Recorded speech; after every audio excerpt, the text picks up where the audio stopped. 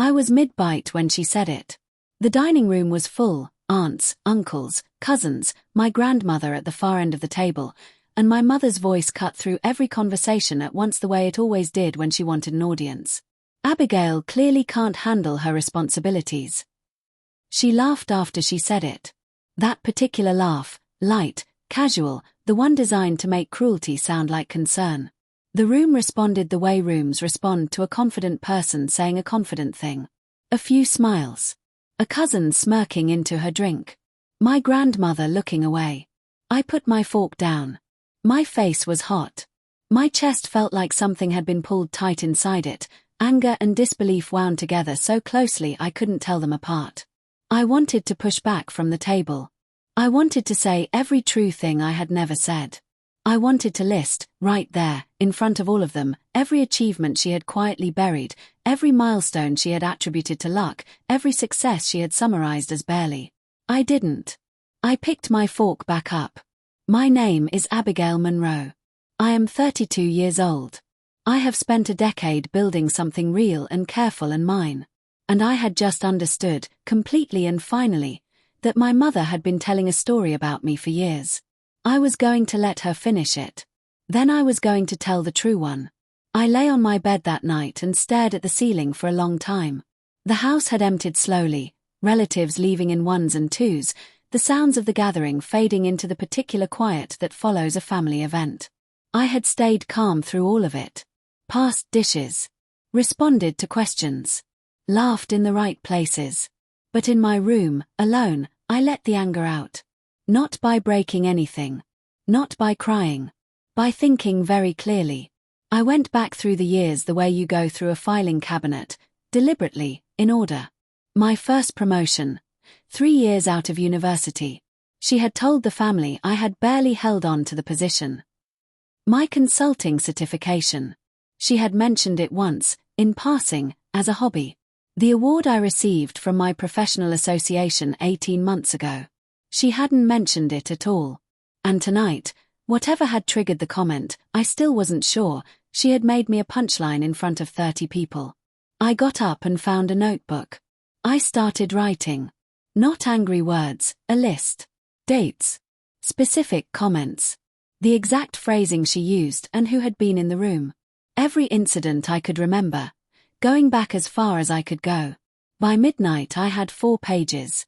I looked at them laid out on my desk and felt something shift, from raw anger into something colder, cleaner, and far more useful. Not revenge. Strategy. I thought about the summer I got my first promotion. I was 24.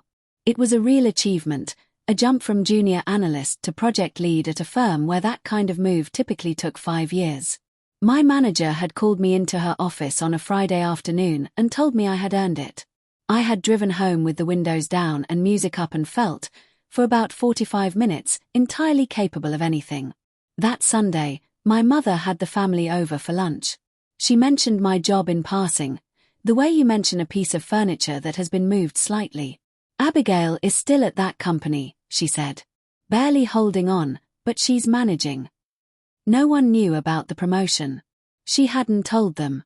And I had been so stunned by the gap between what I knew was true and what she had just said that I hadn't corrected her. I had let it go. I had let it go the next time too. And the time after that. Each time telling myself it didn't matter. That the people who mattered knew the truth. That arguing with her version of events in front of a room of relatives would only make me look defensive. But sitting in my room a decade later, I understood what all those silences had cost me. She hadn't just shaped how the family saw me. She had shaped how I moved through those rooms. Always slightly smaller than I actually was. That was over. I had been postponing the consulting firm for 2 years. Not because I doubted the idea. I had always known it was the right next step. But there was always a reason to wait. The timing wasn't right. The market was uncertain. I needed 1 more year of experience, 1 more qualification, 1 more piece of evidence that I was ready. I understood now where that habit of waiting had come from. I opened my laptop the Monday after the family dinner and spent the evening drafting the business plan I had already written in my head a dozen times. By Wednesday I had registered the name. By the following Monday, I had a bank account, a website framework, and 3 potential clients I had been meaning to approach for months. The firm's focus was mentoring women in business, specifically women in their first decade of professional life who were trying to navigate environments that hadn't been built with them in mind. I knew exactly who those women were. I had been one of them. The first client call happened on a Thursday morning. She was a 27-year-old project manager trying to negotiate her first significant pay raise. We talked for 90 minutes. By the end, she had a plan, a script, and the specific language she needed. She sent me a message 2 weeks later. It worked. I got it. Thank you. I printed that message and put it on my desk. Brick 1. My mother continued her performances at family events and I continued attending them. This requires some explanation. People sometimes ask why I didn't simply stop going. The answer is that stopping would have conceded the narrative entirely. If I disappeared from those rooms, her version of me, failing, struggling, barely managing, would fill the space I left behind and calcify there permanently. I needed to be present while she told her story. So I went to the dinners and the gatherings and the birthday celebrations. I smiled. I helped in the kitchen. I asked about everyone's children and everyone's jobs and everyone's lives with genuine interest. And I paid very close attention. I noticed which family members accepted her framing without question.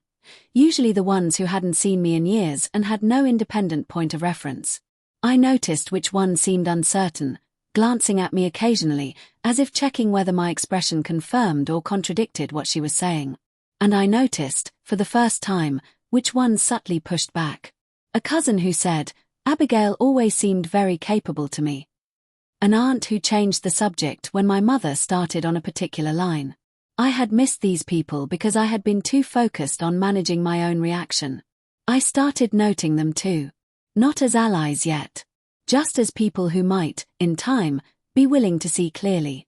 My younger cousins were more perceptive than anyone gave them credit for. There were 3 of them in the family who were in their early 20s, Priya, Will, and a cousin by marriage named Zoe, all at various stages of figuring out what they were doing professionally and feeling, I suspected, the particular anxiety of that period. I started having individual conversations with them. Nothing formal. Coffee when we were in the same city. A text exchange when someone mentioned they had an interview coming up.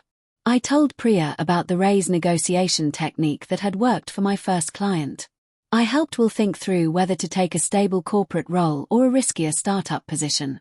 I listened to Zoe talk for an hour about a difficult manager situation and at the end helped her identify what she actually wanted from the job. None of this was pointed. It was just attention. The kind of focused, genuine attention that someone in their early 20s rarely receives from an older family member who isn't trying to redirect them toward a safer version of their own life choices. They responded with the immediate warmth of people who hadn't expected to be taken seriously. They started coming to me with things. I didn't announce this to anyone. It was simply happening, quietly, in the background of family life. My mother was still addressing the room. I was starting to understand the room. The first real shift happened at a family reunion in the summer. My cousin Priya had landed a competitive internship at a financial services firm, the kind with a rigorous application process and a low acceptance rate. She had worked for it for months, and a significant part of her preparation had come from our conversations.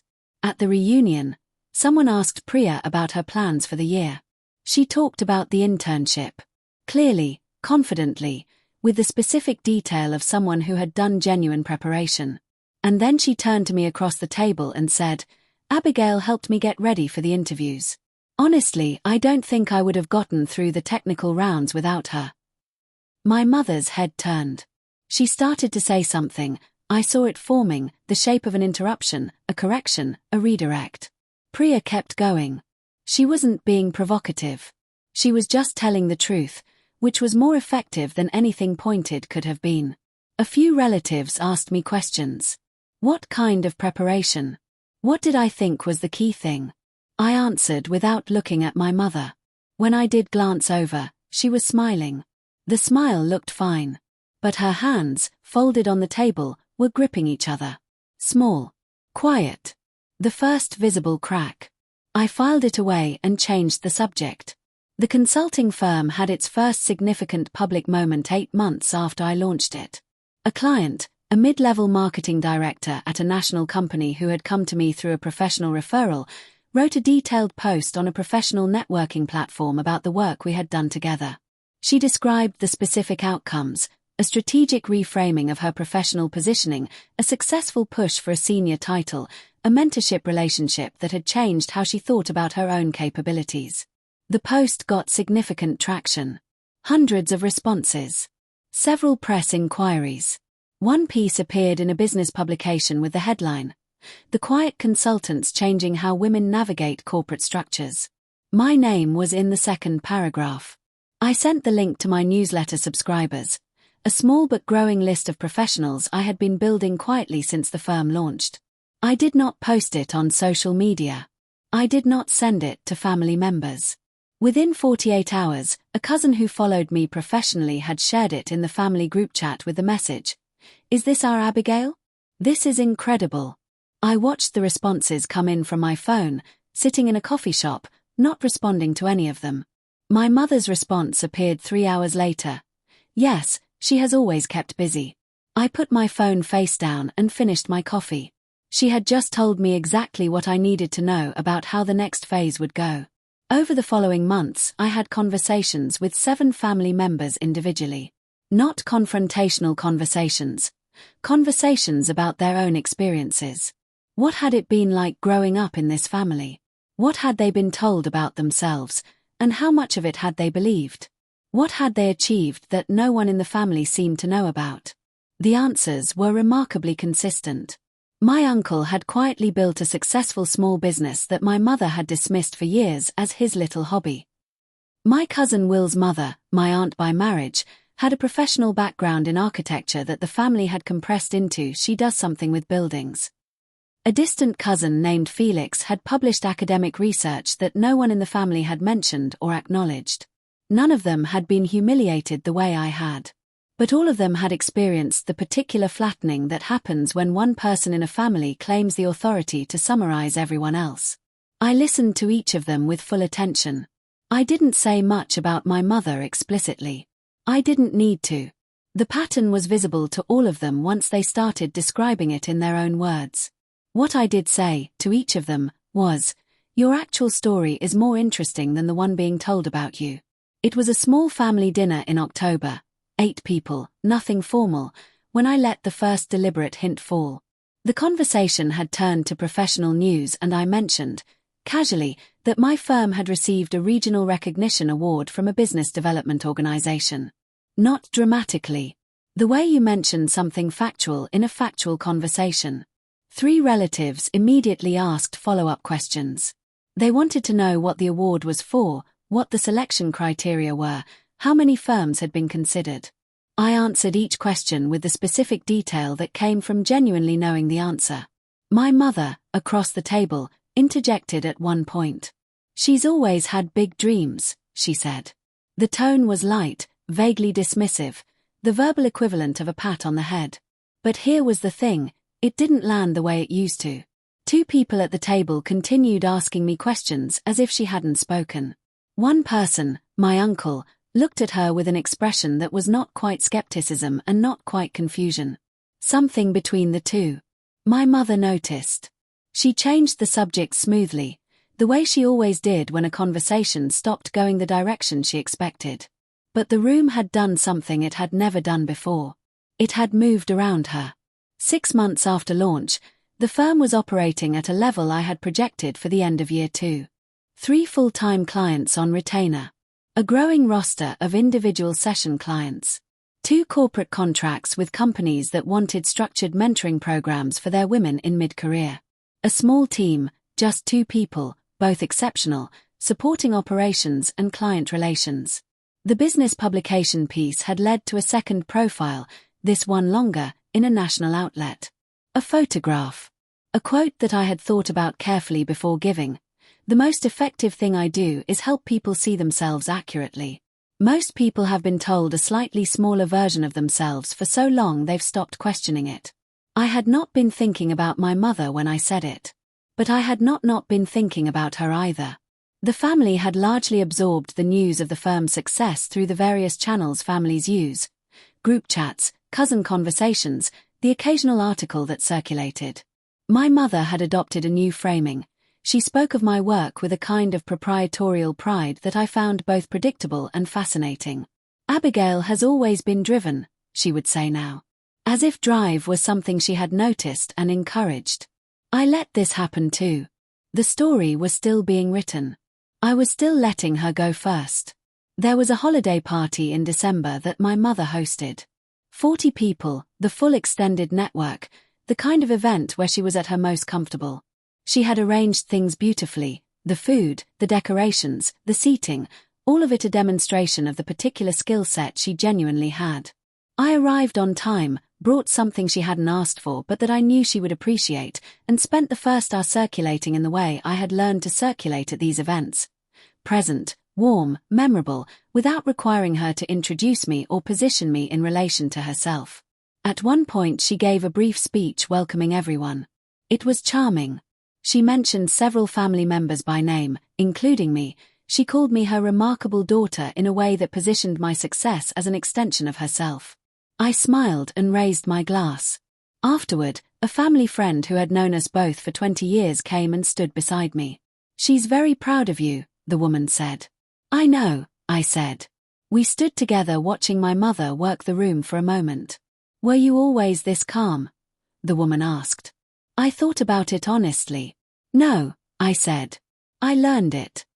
She nodded, as if that made complete sense. It did. In January I began planning the family brunch. Not as a trap. Not as a confrontation. As something more considered and more permanent than either of those things. The idea had come to me gradually over the previous months as I watched the family's understanding of reality shift slowly, organically, in response to things I had done and said and allowed to be visible. The shift was real but incomplete. It existed in individual conversations and private thoughts. It needed, I had decided, a single public moment where the true version became undeniable.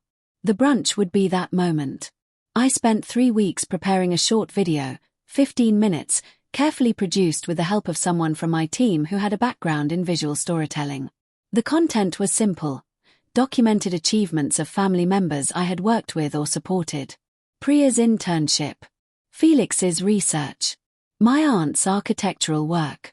Will's successful navigation of the startup versus corporate decision. A dozen others. Each person had been contacted and had agreed, enthusiastically, to participate. Each had also provided, separately, a brief written account of who had helped them and how. I also prepared, this was the harder part, a clean, factual timeline of my own professional history. Not emotional. Not accusatory. Just accurate. Every achievement, properly dated, in sequence. I had the documents ready 2 weeks before the brunch. I reviewed them once, put them in a folder, and kept working on everything else. The week before the brunch my mother called me. She had heard through the family network that I was organizing something, though she didn't know the details. She asked, pleasantly, what the event was. "A family brunch," I said. "Just a chance to celebrate everyone together. I wanted to do something positive." "How lovely," she said. A pause. "Will there be speeches?" "A short video," I said. "Celebrating family achievements." Another pause. Slightly longer. "I could say a few words," she offered. "Welcome everyone." "Of course," I said. "That would be lovely." After the call I sat at my desk for a few minutes. She would arrive at that brunch expecting to do what she always did: frame the room, set the tone, position herself at the center of the narrative. What she did not know was that I had spent 14 months ensuring that the room already had a different narrative in it. One that had grown from the ground up, through individual conversations and quiet demonstrations and careful documentation, until it was the dominant truth in that space rather than the fringe one. I wasn't replacing her story with mine. I was presenting the facts and letting facts do what facts do. The mentorship program had formalized by February. What had begun as informal conversations had grown, through word of mouth and genuine results, into something structured, regular sessions, a small curriculum I had developed, a clear process for tracking progress and outcomes. 11 family members were participating. From my youngest cousin, who was 18 and preparing university applications, to my uncle, who wanted to reframe his business more strategically for a potential sale. I had never announced the program to the wider family in any formal way. It had simply become visible through the participation of the people in it, who talked about it naturally in the way you talk about something that is genuinely useful. At a small gathering a week before the brunch, one of my aunts, a woman who had been largely indifferent to me for most of my adult life, found me in the kitchen and said, with an earnestness that surprised me, "What you've done for Priya. And for Felix. Abigail, it's really something." I thanked her genuinely. "Your mother must be so proud," she added. I smiled. "I hope so," I said. After she left the kitchen, I stood at the sink for a moment and let that sentence exist without doing anything with it. It wasn't the point. The point was never my mother's pride or its absence. The point was accuracy. 3 days before the brunch, my cousin Felix called me. Felix was the one I had worried about most in preparing for this event. Not because he was reluctant to participate, but because the family's treatment of his work had been the most dismissive and therefore the acknowledgement would be the most significant. He had published 3 peer-reviewed papers in the past 4 years in a field that was genuinely important, and the family's response had been a collective shrug. "Are you sure about this?" he asked. Not nervously, he had a very steady manner, but thoughtfully. "Are you?" I asked back. A pause. "Yes," he said. "I think I am. I think I've been waiting for someone to say, out loud, in front of everyone, that the work is real. That I'm real." "That's what this is," I said. "Okay." Another pause. "Abigail." "Yes. Whatever happens with your mother, I want you to know that what you've been doing for this family is the opposite of what she's been doing. You've been making people bigger. She's been making people smaller." I was quiet for a moment. "Thank you," I said.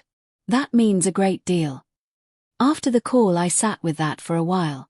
He had named something I had been doing without naming it. That felt important.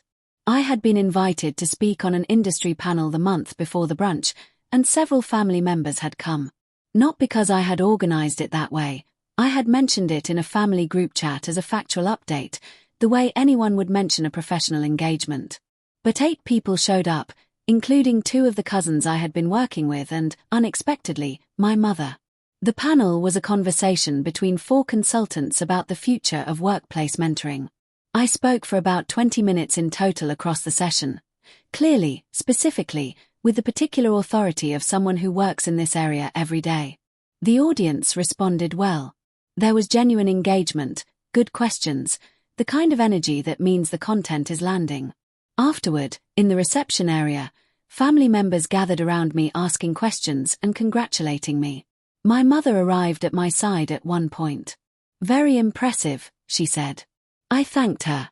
She started to say something else. I could see it coming, some version of the old framing, the proprietary pride that erased my agency. But someone else spoke first. One of my cousins, talking about something specific I had said in the panel, asking a follow-up question. My mother waited. But the conversation kept moving. It moved around her the way a river moves around a rock, not aggressively, just inevitably. I watched her realize it. Something shifted in her expression. Not defeat. Not yet. But awareness. The video was the part one had worked hardest on. Not technically. My team colleague had handled the production with skill and care. But in terms of what I had chosen to include and how. Every person featured had a 2-minute segment. Their name, their achievement, a specific description of what they had done and why it mattered, and a brief quote from them about their experience. The segments were warm. They were specific. They were evidence-based in the way that only truth can be. In between the individual segments, I had woven brief moments of context, statistics about women in professional leadership, quotes from researchers about the impact of mentorship, data about the outcomes of structured career support. These were not pointed at my mother. They were pointed at the truth. At the end of the video, there was a 2-minute segment about the consulting firm, its origin, its work, its impact as measured in outcomes rather than impressions. I had debated whether to include this. It felt like it might tip the balance from celebration into something that was too visibly about me. But Felix had said something that settled it. You've been making people bigger. This was me being big. Actually, accurately, documentably big. I left it in. The week before the brunch, I had one-on-one conversations with 5 people. Each conversation was about something genuinely relevant to that person. A career decision, a family dynamic, a piece of advice they had asked for. I did not mention the event specifically or try to prepare anyone for anything. But in each conversation I asked the same question near the end, in different forms. What do you actually think about how this family operates? Not what you've been told to think. What do you actually see? The responses were thoughtful. Careful at first, then less careful as the conversation continued. What emerged, consistently, was this. The family had been operating for years under a single organizing narrative. One person's version of events, presented with enough confidence and repetition that it had become default truth. Most people knew, somewhere in their private assessment, that the narrative was incomplete. Some knew it was false in specific instances. But they had never been asked to say so out loud, and there had never been a moment where the collective, quiet understanding had been invited to become visible. The brunch would be that invitation. I wasn't forcing anything. I was simply creating the conditions in which what people already knew privately could finally be said publicly. That distinction mattered to me. The morning of the brunch I woke up at 6. Not anxious. I lay there for a few minutes noticing that I was not anxious and thinking about why. The answer was simple. I had done the work. The video was ready. The room was prepared. The people who would be there had been part of the process that had led to this moment, even if most of them didn't know it consciously. The truth had been growing in that family for 14 months.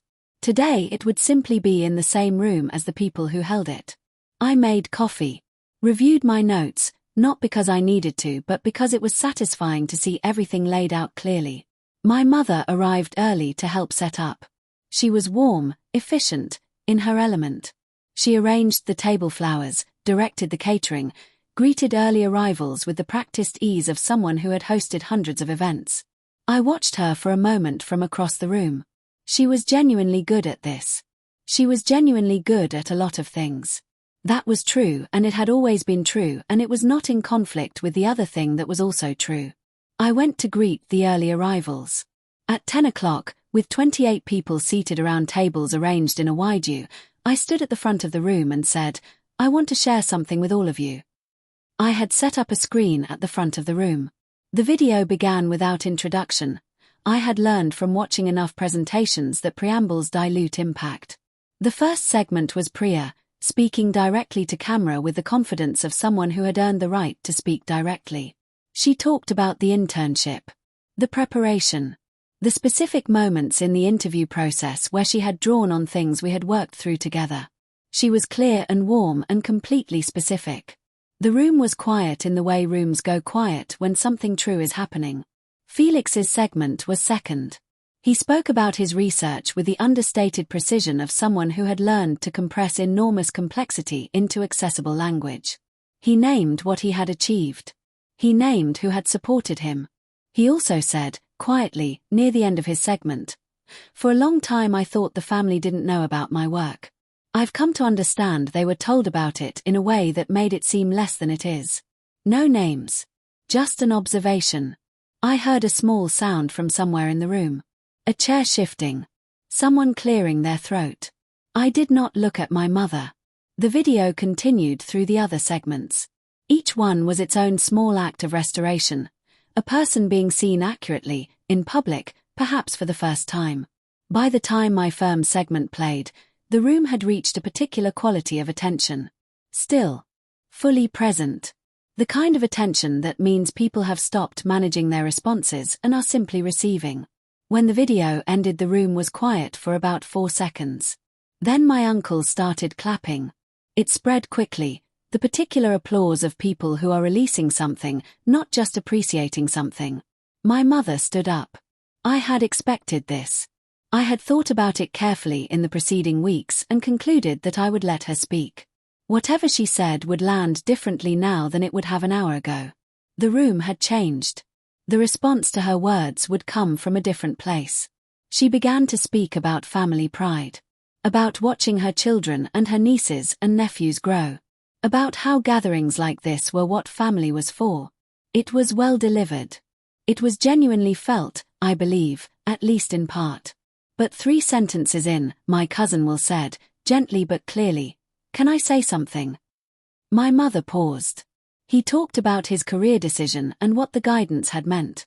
He talked about feeling, for the first time, like his choices were being treated as real. He talked, with quiet precision, about the difference between being described and being seen. He did not mention my mother by name. He didn't have to. When he finished, 2 other people spoke. Then a third. My mother sat down. Not dramatically. Just sat down. The room had done what it was going to do. I watched my mother from across the room for the rest of the brunch. She was composed. She is always composed. That is genuinely one of her strengths. She spoke with people, smiled, refilled her coffee. But something had changed in how the room oriented itself. The particular gravity that had always pulled people toward her for permission or approval or narrative framing, it had redistributed. Not toward me specifically. Toward something more diffuse and more honest. Toward each other. People were having conversations that I don't think they had had before. Real ones, about work and ambition and what they had wanted and what they had been told to want. At one point I was standing near the window when my mother crossed the room and came to stand beside me. We looked out at the garden for a moment. "You planned this carefully," she said. Not an accusation. An observation. "I did," I said. "It was effective." "Yes." A pause. "I have not always," she started, and then stopped. I waited. "I have not always been accurate," she said. "About you." I looked at her. She was looking at the garden. "I know," I said. That was all. We stood there for another minute and then she went to speak to someone and I went to speak to someone and the brunch continued around us. In the weeks after the brunch the family changed in small, accumulating ways. The group chat became more real. People posted genuine updates, professional news, personal milestones, honest questions, with less performance and more openness. The kind of communication that had previously required a one-on-one conversation now happened in the shared space. Priya sent me a long message the week after saying she felt like she had been carrying a weight for years that she hadn't known was there until it was gone. Felix updated his professional profile and sent the link to the family chat. 17 people responded. My mother was among them. Her response was brief but present. My uncle began talking openly about his business in a way he hadn't before. At a small family dinner the following month, he described a recent negotiation in real detail and the table listened with genuine interest. These were small things. They were also not small at all. I had not dismantled anything. I had simply made the truth more visible and more accessible than the alternative version. What people did with that visibility was their own. My mother and I were not transformed. We were not suddenly close in a way we had never been. But something had settled between us, a kind of shared acknowledgement of what had been, and a slightly more honest footing going forward. That was enough. More than enough, actually. It is now several months since the brunch and the work continues. The firm, the mentoring, the ongoing ordinary business of a life being lived at full scale. I think about the moment my mother said what she said at the dinner table. Mid-bite. The laugh. The room responding. I have thought about it differently at different times. As a wound. As a catalyst. As the specific moment I stopped being someone who absorbed a false story and became someone who was building a true one. Now I think about it mostly as information. She told me something important that evening. Not about me, about the gap between how I was being described and who I actually was. And about how long I had allowed that gap to exist without doing anything about it. Closing that gap took 14 months of careful, patient, undramatic work. No confrontations. No scenes. No moment of fury or public humiliation. Just the slow, consistent process of making the true version of things more visible than the false one. The mentorship program still runs. The firm is still growing. The family is still the family, complicated and imperfect and occasionally frustrating, and also, genuinely, the people I come from and the people I chose to stay connected to. My mother told everyone I failed. I let her finish. Then I finished it myself, in a different way, with different words. The ones that were actually true.